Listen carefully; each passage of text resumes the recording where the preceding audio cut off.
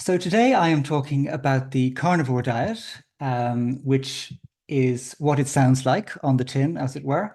It is a diet where you only eat meat, particularly fatty red meat, fatty fish, organs, eggs, and perhaps some butter and some cheese. Now, I myself have been a carnivore 3 times um, over the last 4 years. And just last week, I restarted again. So I'm on my fourth carnivore adventure at the moment. And on the screen right now, you can see what I might typically eat in a meal. We've got some fatty red meat. We have some eggs, 6 eggs, and we have a tin of cod liver, which is very popular here in France. Um, and one of the things that's been surprising for me is that I actually feel significantly better and I function significantly better when I eat this way. And I say that that's a surprise because if we go back 4.5 years, I'd never heard of this. Um, I never would have thought of trying something like this. I was always someone who tried to eat as many vegetables as possible, to try to eat as much fruit as possible. I avoided red meat because this is what I believed was what was part of a healthy diet. But one day on YouTube, I happened to listen to an interview of someone who said that they had recovered from some quite serious physical and mental health problems thanks to just eating ribeye steaks.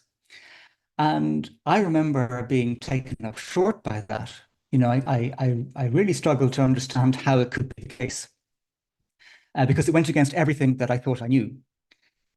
And so I was kind of challenged. I was presented with this sort of thing where, you have your pre-existing beliefs and suddenly you have a new piece of information which suggests that the pre-existing beliefs, might not actually be correct. And so I wanted to understand why had this person got better. Then I found other people who have been also improving thanks to eating in this way. And I tried then, to find out, to get a sense of what the rationale for this kind of diet might be. So I ended up listening to a lot of podcasts, reading various books, reading articles, and so on. And it took me about 5 or 6 months of doing that research before I decided that actually it probably wouldn't kill me if I tried to do it. So I gave it a go, and it actually helped me at that point. And since then, every time I've done it, I've always felt that bit better. In fact, sometimes significantly better. Now, that said, if you go to your doctor and say, hey, I'm thinking of a diet where I'm only going to eat fatty red meat, they might react like this person because this is quite outside the mainstream in terms of, what we think of as a healthy diet. And some of the things that I thought of when I first heard of it were like, it sounds crazy, it sounds weird, it sounds extreme or whatever. But bit by bit, in the process of being challenged and learning other perspectives on nutrition, my own personal experience, and listening to actually hundreds of podcasts at this point of people talking about their own positive experience with it, I've come to change my mind. Um, there are, it should be said, some carnivore doctors, trained medics who have also decided to advocate for a carnivore diet, who follow it themselves. And so I don't know how this is going to pan out, in the coming years. There's not a lot of money in studying all meat diets. There's no pharmaceutical company that's going to profit from doing such studies.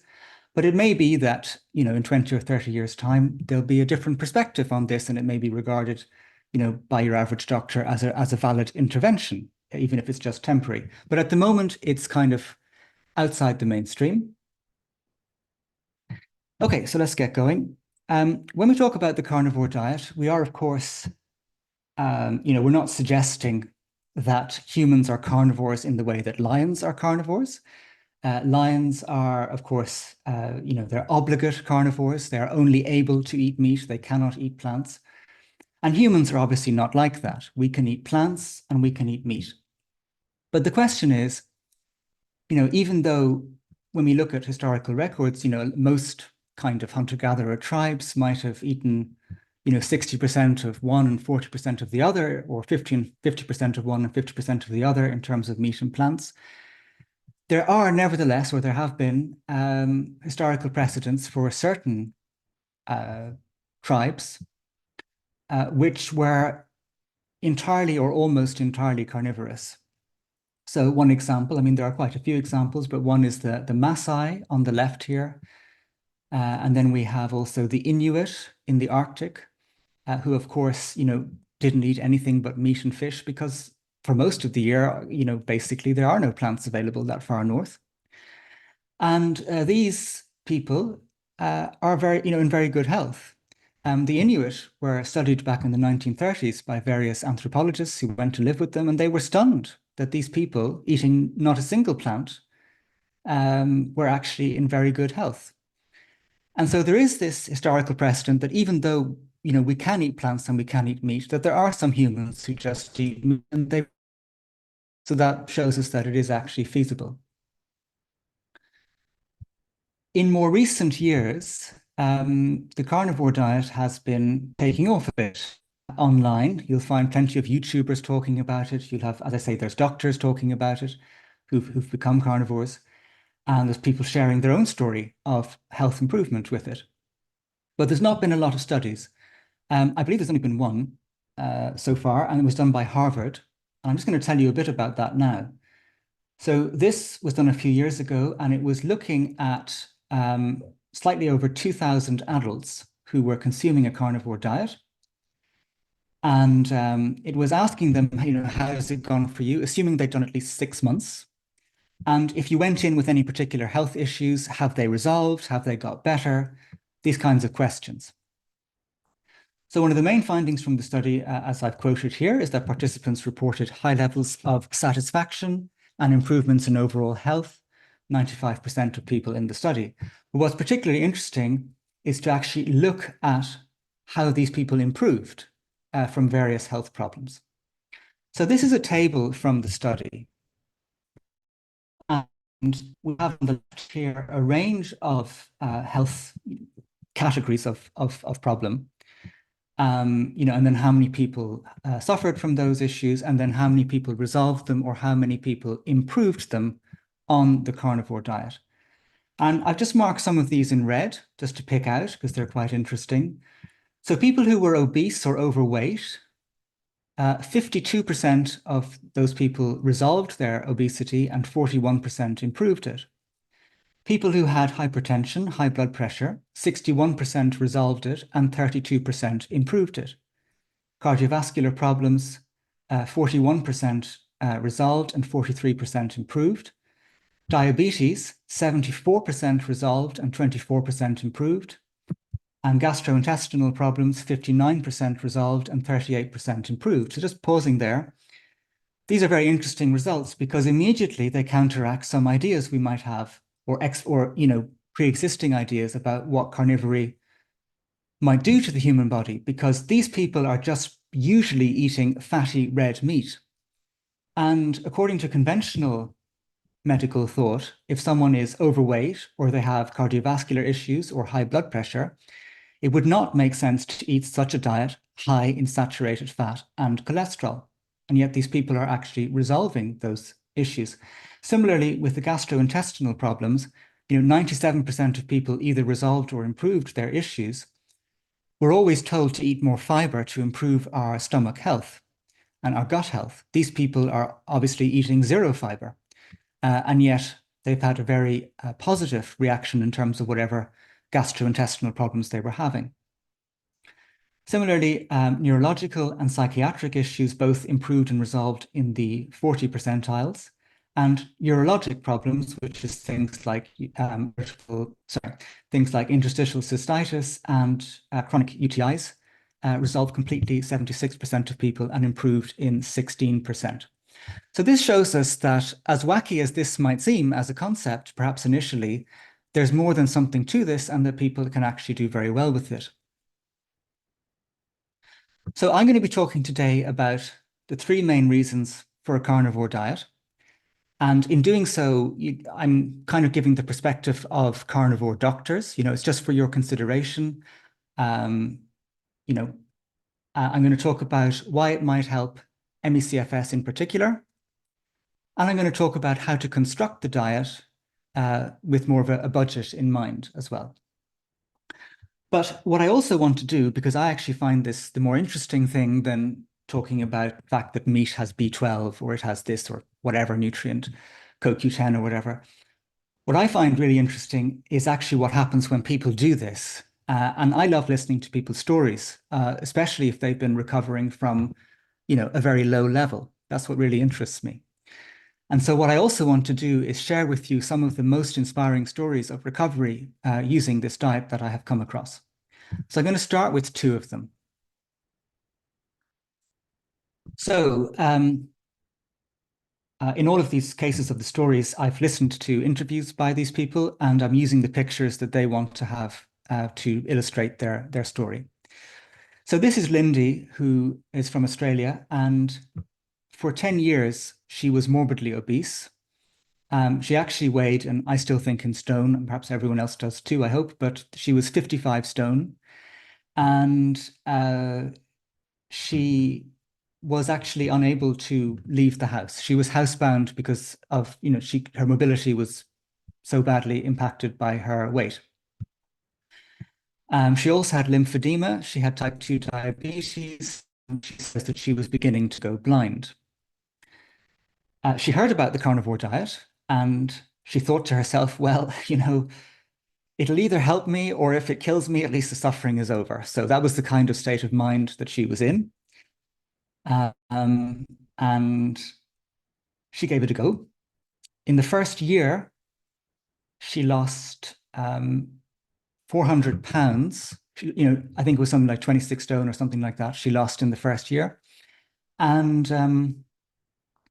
a lot of that was water weight in addition to in addition to the fat. And in the second year, she lost a further 9 stone. I believe she's down at 18 stone now. She's no longer housebound. She's recovered from type 2 diabetes. She's able to get around. And her mental health, she reports, is much better. She'd been told by her doctor, when you fail, come back to me.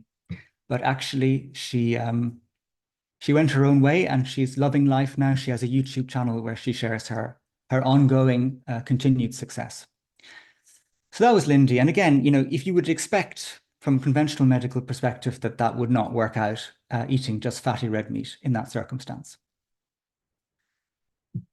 The next story I'm going to share is kind of the opposite situation. And I'm deliberately doing that. This is the story of Valerie, who, as you can see in the photo on the left, is, extremely underweight. And Valerie had suffered with eating disorders, bulimia, anorexia.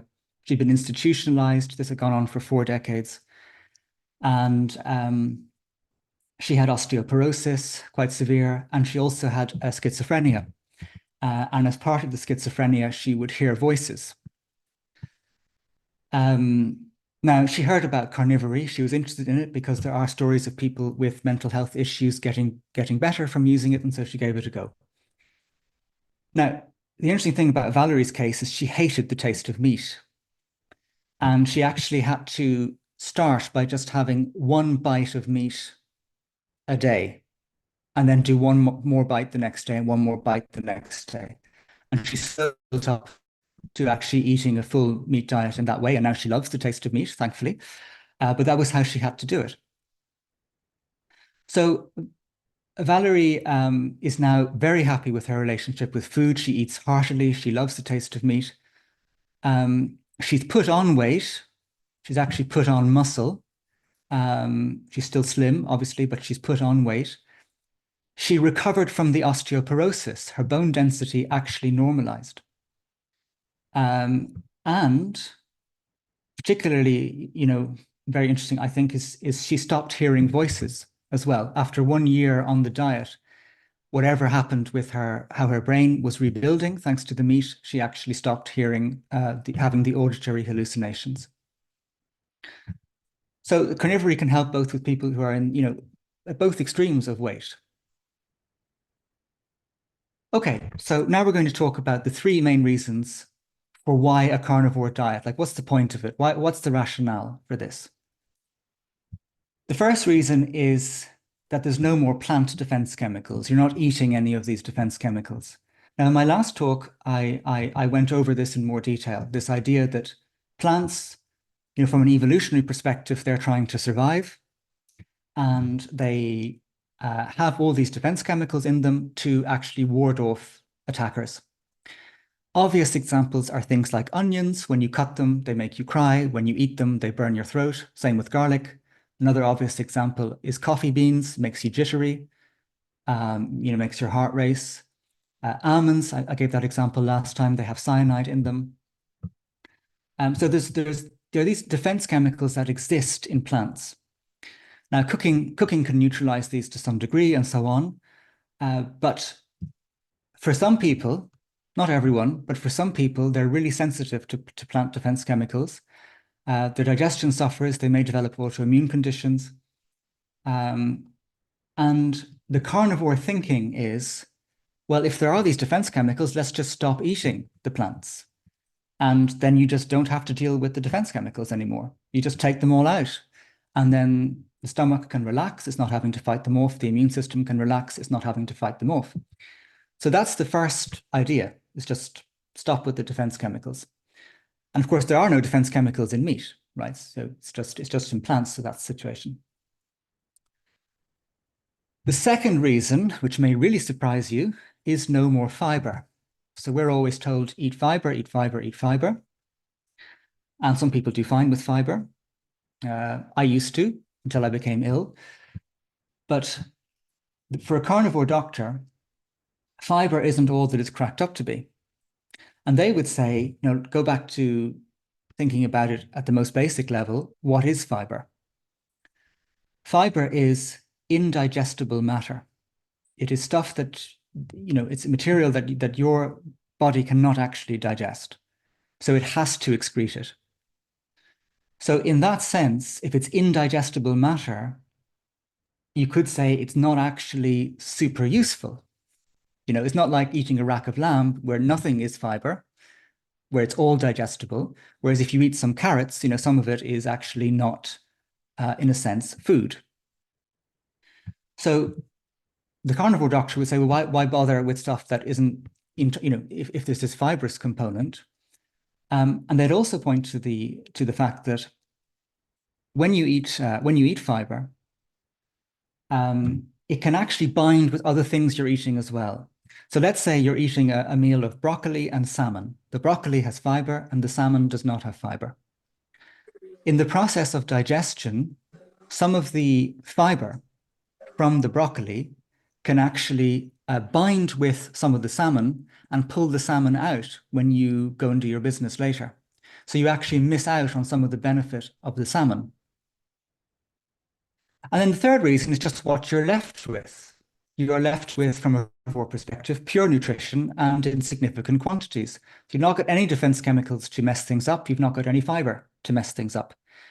And something that, people often don't think of, sometimes when I've told people, hey, I'm a carnivore at the moment, they'll say, oh, what about your vitamins and minerals?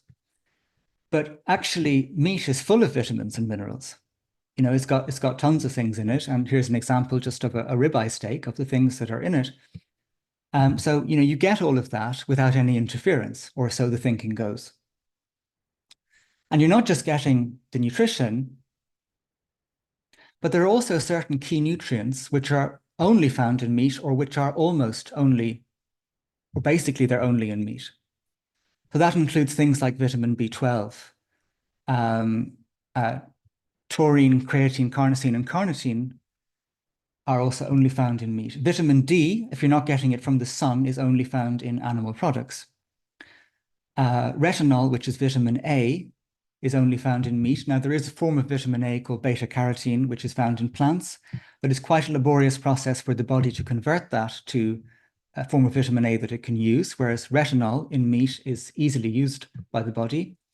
And then DHA and EPA, those are the omega-3 fatty acids, which people always say, you want to get more of those than the omega-6s. And they're found in abundance in meat.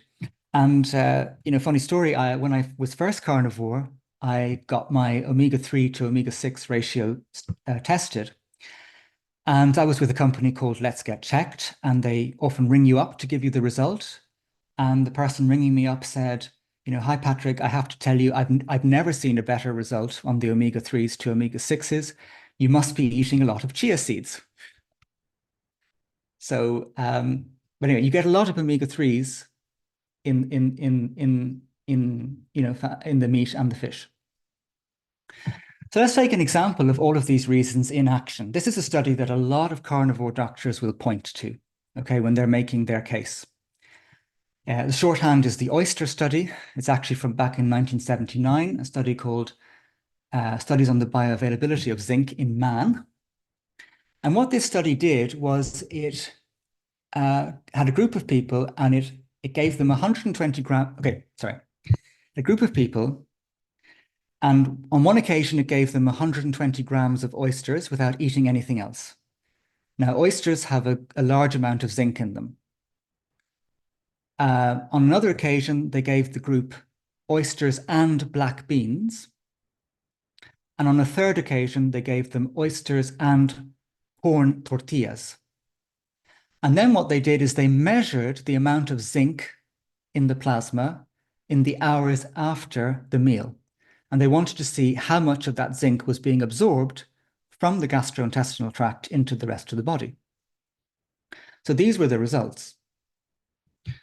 So on the left, we have the changes in plasma zinc concentration. On the bottom, we have the hours after the dose, after eating it.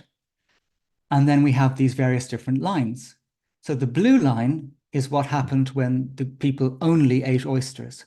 And you can see that there was a very significant increase in the plasma zinc concentration in the blood after the meal.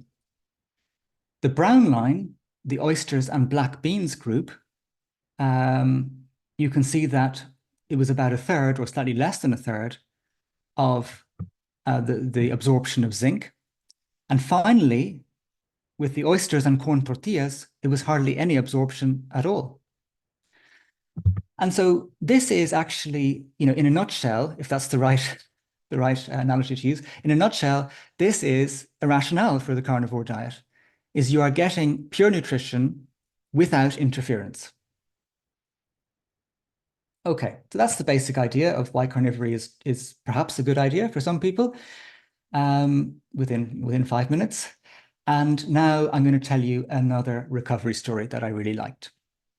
So this is the story of Emily Penton. I'm giving her full name because she now works as a coach. And there are 4 years between these pictures. And Emily,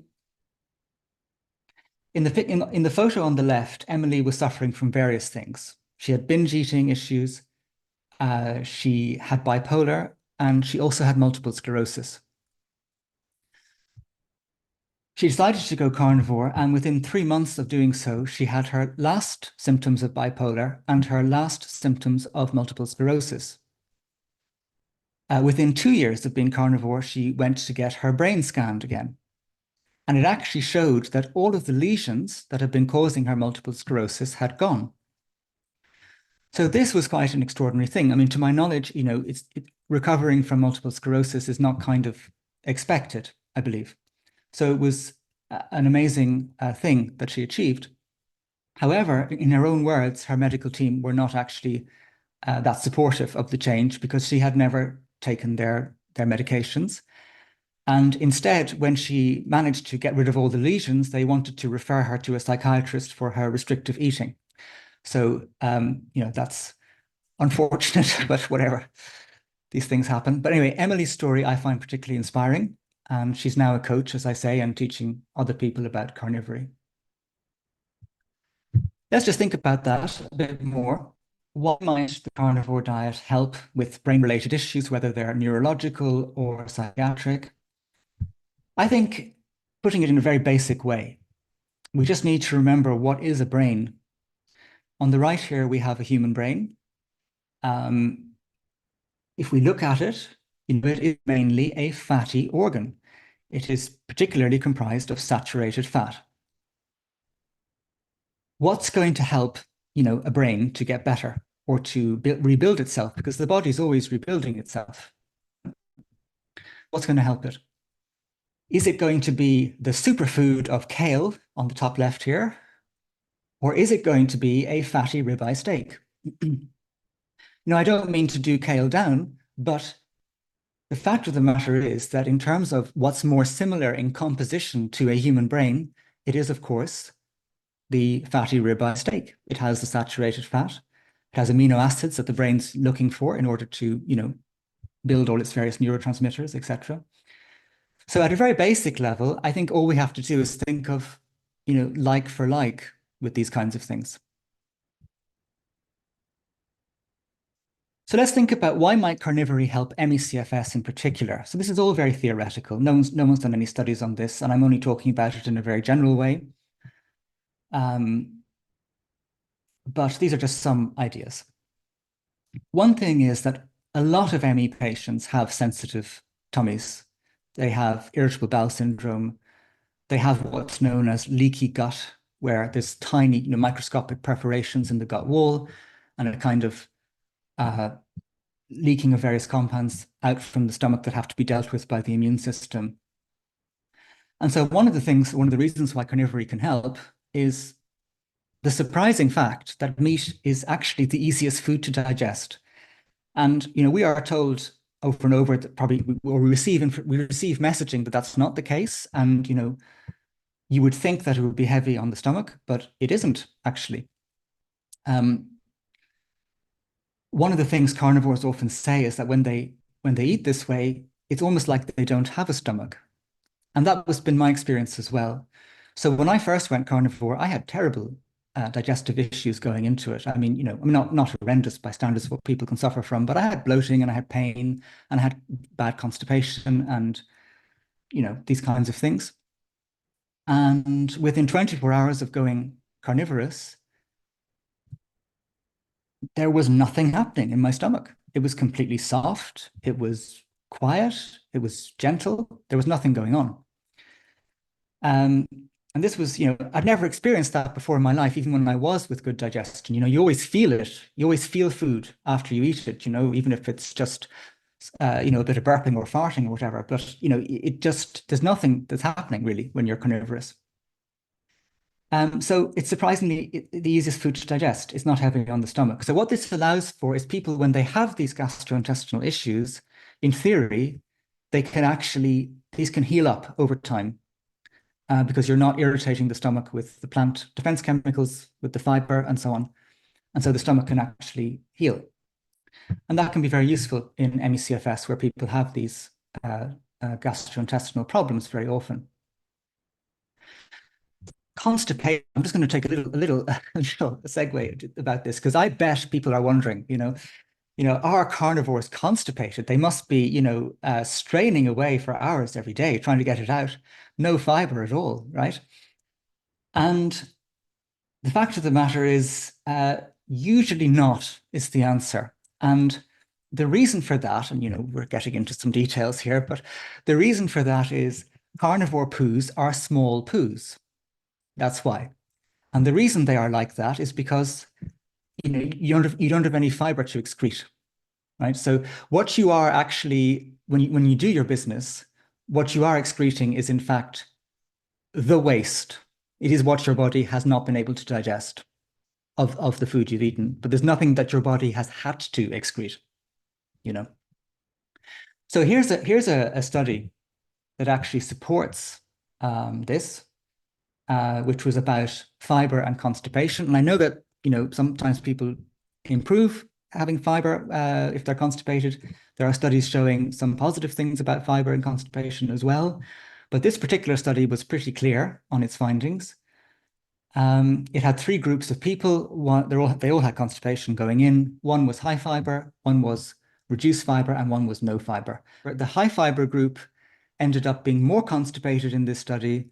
The reduced fiber, they were still somewhat constipated, and the group of people who went on zero fiber completely resolved their constipation, every single person in the study. It was about 60 people.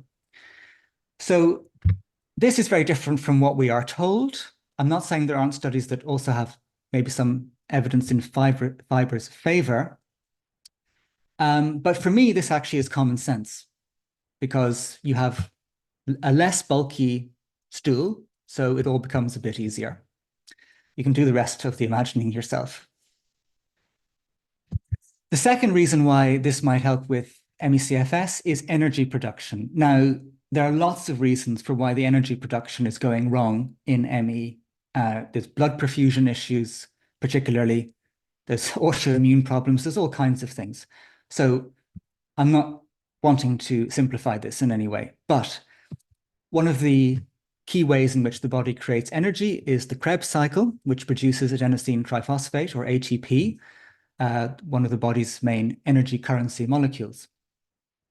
And this has various components that are used in order to create ATP, and they include some things that you probably have heard of: CoQ10 and carnitine. Many of you, or some of you, may actually be supplementing with these. Now, CoQ10 and carnitine are only found in trace amounts in plants. In meat, I mean, in the in natural things you're going to eat, you only get CoQ10 and carnitine in meat, and fish and eggs, but basically in animal products. So this tells us that the human body, the very way in which it creates energy, is kind of asking for us to eat meat. This is kind of how we've evolved. So given the problems ME patients have with energy production, this could really help. Saturated fat is also twice as effective an energy source per gram as carbohydrates for energy. A third reason is hormone health. So a lot of times ME patients have issues with lower outputs of various hormones. Again, this is happening for various complex reasons. So again, I don't want to simplify things, but it can't hurt to be a carnivore, given that all of the steroid hormones in your body are actually made out of cholesterol. This includes cortisol, testosterone, DHEA, estrogen, progesterone, vitamin D, which is actually a hormone. All of these things, aldosterone, they ultimately come out of cholesterol. That's the beginning of the cascade. And in fact, one thing I just learned earlier today when I was reading up on hormones for this slide is that the chemical structure of these hormones is very close to lipids. It's really, really close to lipids. So just slight little changes, but it's coming out of something very similar. And of course, as a carnivore doctor often likes to say, the membrane of every single cell in your body is made out of cholesterol. So when our cells are being replaced, it's cholesterol that's repairing the cell. And apart from water, the cell is mainly made up of protein and fat. So now I want to share some more stories of recovery. I have to say that when it comes to ME, there are less such stories because, of course, it's quite hard to recover from ME. I have come across more people who maybe improve their quality of life by doing a carnivore diet. That's certainly my case. I've not recovered by doing this. But there are some powerful stories out there of people who kind of are in the ME camp, or pretty much in the ME camp, maybe a very closely related illness, who've done very well with a carnivore diet. And I wanted to share 3 of their stories with you now. So the first one is, there's no pictures. This is someone who left a comment on my YouTube channel, but his story is quite powerful. So he said, I'm a recovering ME/CFSer. I am 53 and live in Ontario, Canada. I suffered for 5.5 years. I was wheelchair bound. I couldn't walk without a walker or cane due to weakness and instability. I had to go on disability. I was on all kinds of pain medication and even drinking whiskey shots in the evenings to alleviate pain and help me to sleep comfortably. In late 2022, a friend told me about carnivore and asked me to give it a try. January the 1st, 2023, I jumped in with both feet.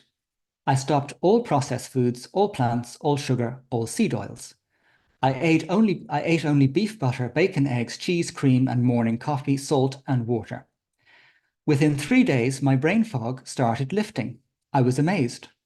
Just a few months in, and I was able to stop all pain medications. I was on an antidepressant called Cymbalta. I had to wean myself off that more slowly, but I did it.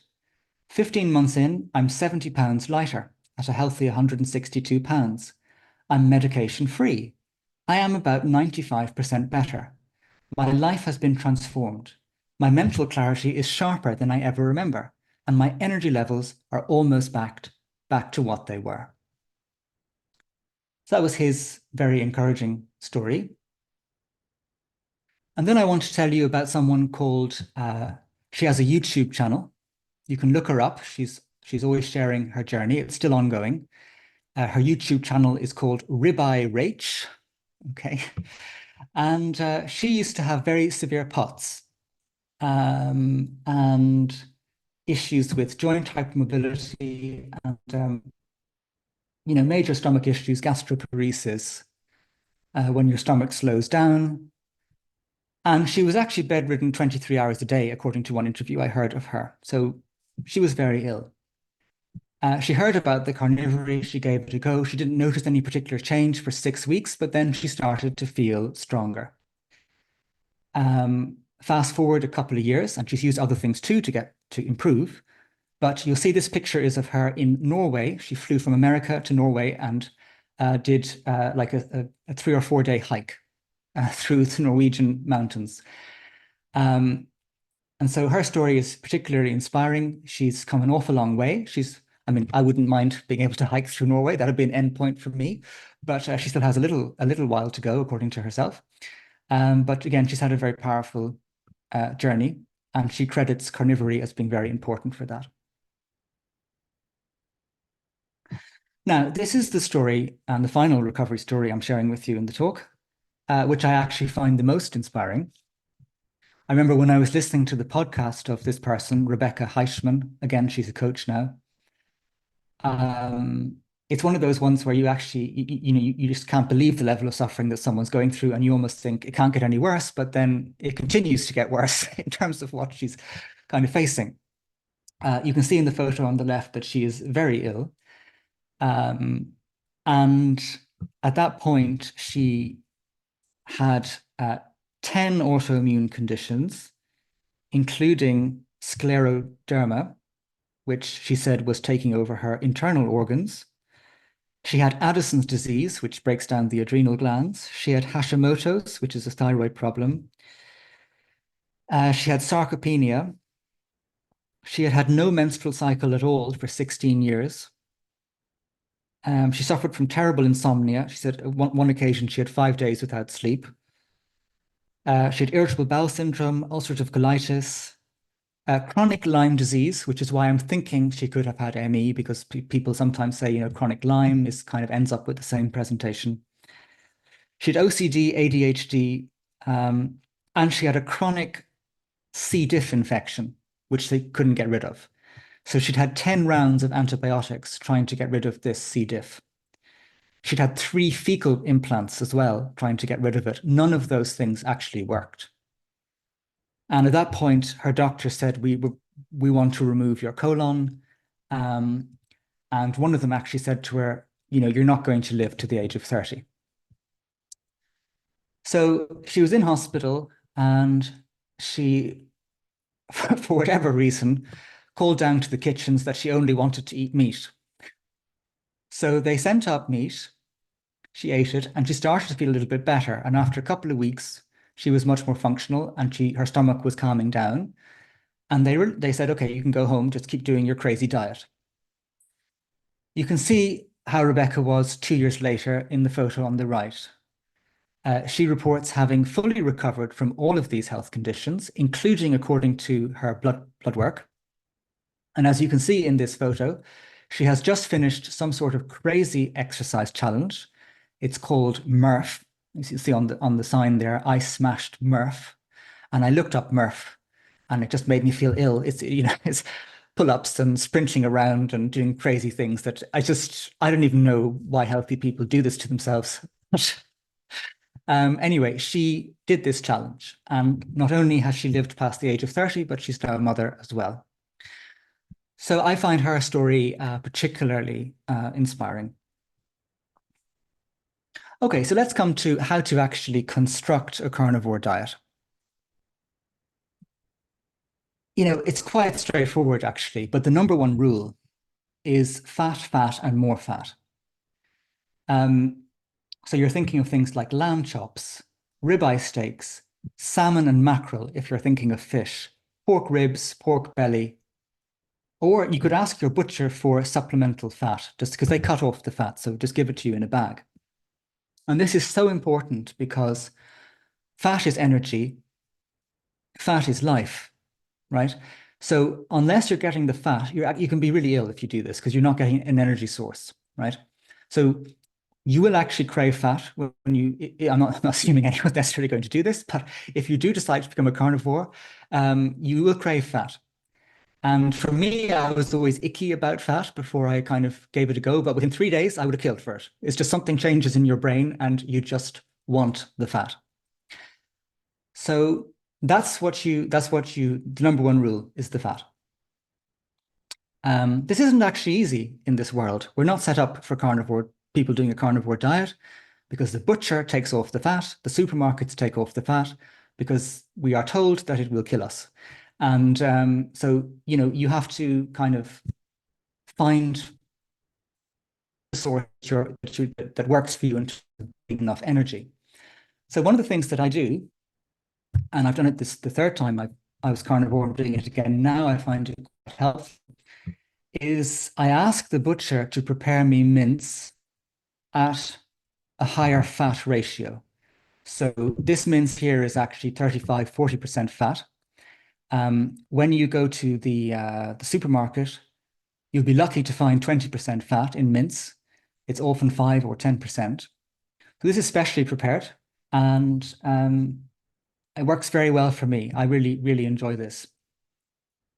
It's a funny one for the butcher when you go in and you're like, hey, I'd like to order 3 kilograms of, fatty mince twice a week, please. So that they do have that kind of, this is a crazy customer, but also potentially lucrative. So they tend to do it. But that's what really works for me. And it's also good from a budget perspective, because in terms of, the kind of beef that you might eat, mince is typically one of the cheapest kinds. And fat is also usually free, so they can reduce the price often if you are asking for mince. So my daily diet costs me about €12, assuming I'm eating about 800 grams of mince and about 6 eggs. This is a typical meal for me. So I will melt some butter and then I will cook up, about 400 grams of mince. I'll put a lid on and then I'll leave it for about 7 minutes. And then I'll take the lid off and I will pour over 6 eggs, put the lid back on, allow the eggs to cook for another 3 minutes with the steam. I might add some cheese. Then it's ready. I put on some salt and that's it. Rinse and repeat. Does one eat organs or not on a carnivore diet? Some people don't at all, and they seem to do fine. Other people like to eat them quite a lot. I think that the thing is to think about what would happen ancestrally. If people, when they killed an animal, they would have eaten the organs, but it's not like, one person alone would have been eating the brain or whatever. They would have shared bits out and, tribes were quite big. So I think possibly to add some organs makes evolutionary sense. And of course, they have a very good nutrition profile as well. But some people don't at all. So in summary, it involves fatty cuts of meat and fish, eaten once or twice a day to satiation. The food can be roasted or cooked in butter or duck fat, never in seed oils. Eggs and organs as desired. Now, are there transition issues on a carnivore diet?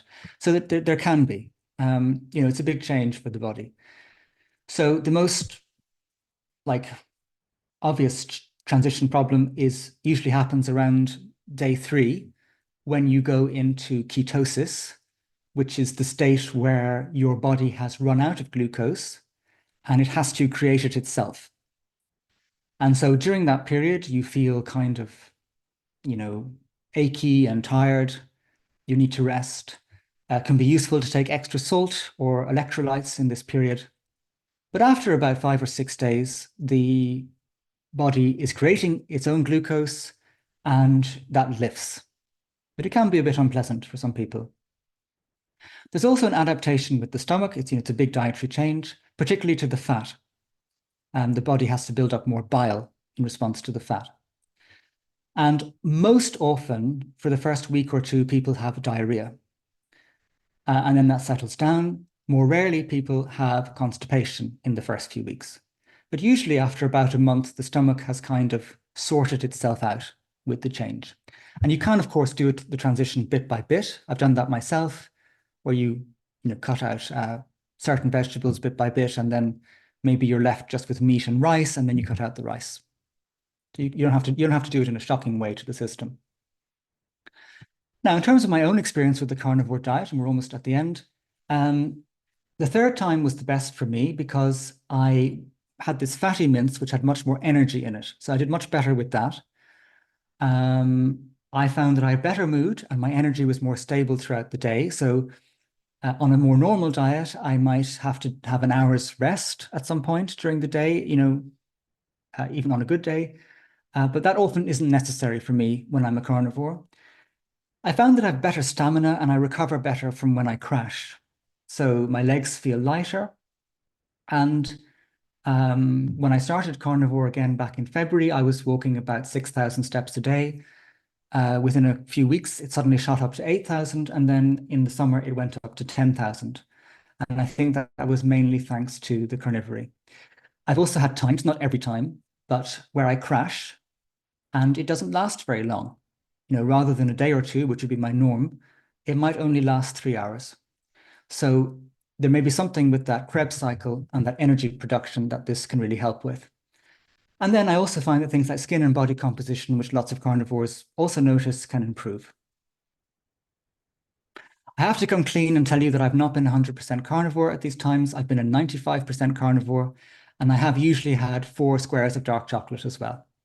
So unfortunately, I tell myself that if I was in the wild 10,000 years ago, I'd have looked for the chocolate as well. But, that's something. This time around, I'm trying to be 100%. So far, so good. But we'll see if the chocolate calls me back. So I've listened to some podcasts about this. I've probably listened to well over 100, to be honest. I tend to listen to them while I'm eating my meat. There's some great ones. I put these out in the email, the Sean Baker podcast and the Carnivore Experience podcast, where people share their story. Again, I find that the most interesting thing. This is all anecdotal, but I've heard people recover from type 2 diabetes, obesity, kidney disease, MS, depression, bipolar, Parkinson's, Crohn's, ulcerative colitis, diverticulitis, eczema, thyroid issues, osteoporosis, gum disease, eating disorders, acid reflux, and chronic UTIs. These are the kind of things that I've heard people do very well with when they become carnivore. So look, the carnivore diet is not for everyone. Some people, it's just not going to appeal to them as an idea. Some people very understandably might just not want to eat formerly living creatures. I understand that. Sometimes I even get sad about that, but it's not for everyone. But for some individuals, particularly if they have specific health problems, it can be life-changing. Some of these people become long-term carnivores. They love it very much. And others, they're just temporary. So they might do it for 6 months, their stomach's doing a lot better, and then they reintroduce other foods, and now they can actually digest them. So, if there's something in this talk that maybe resonated with you, got you interested, got you curious, it might just be worthwhile going down this particular rabbit hole, and you never know, it could help you out. And sorry to end on a corny note, but you might just end up jumping high, so full of energy, like one of these Maasai warriors here who are fully carnivorous. And you'll be so full of beans, or is that so full of ribeye steak, that you'll be just like this fella on the left here. Thank you very much.